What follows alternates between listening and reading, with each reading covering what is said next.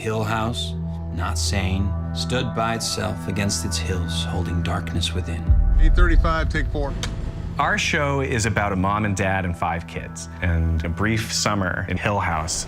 More important than the horror for me was always the human drama. If we loved these characters and if we truly could empathize with them on a personal level, we wouldn't be able to stop ourselves from being afraid for them. Olivia and Hugh were kind of model parents. She's an architect and married a contractor. I designed them and Daddy built them. The Crane family finds this house in rural Massachusetts, and of course it all goes horribly wrong. We catch up with this family 25 years later, but all of them were traumatized by a night that became famous worldwide. I can't imagine what it was like living at the most famous haunted house in America. It wasn't famous when we moved in. The oldest kid is Stephen. Throughout the story, he sees ghosts, but he doesn't realize they're ghosts. Stephen decided to write a book about his childhood, basically about everything that you experienced. Dad said it was haunted. When he said those things, he believed them. You never did. Shirley is the second child. She is the one who is reliable and responsible. She's grown up to become a funeral director.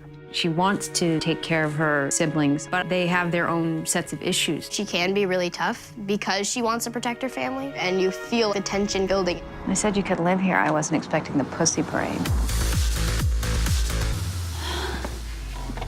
You're worse than a guy. You're like a frat guy. The next sibling is Theo. In the brief time that she spent in Hill House, something changed in her. She sees lots of scary things sometimes. Your grandmother was like that too. She was sensitive. Her two older siblings don't believe in ghosts, whereas the twins below her definitely believe in ghosts. You're scared. I can tell. How?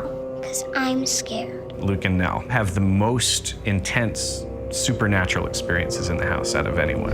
There's something down here.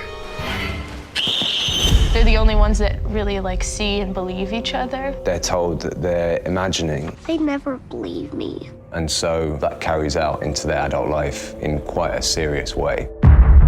The ghosts of our story not only exist on the screen to scare us, but also exist in the souls and in the minds of our characters, because every single person on screen is haunted by something.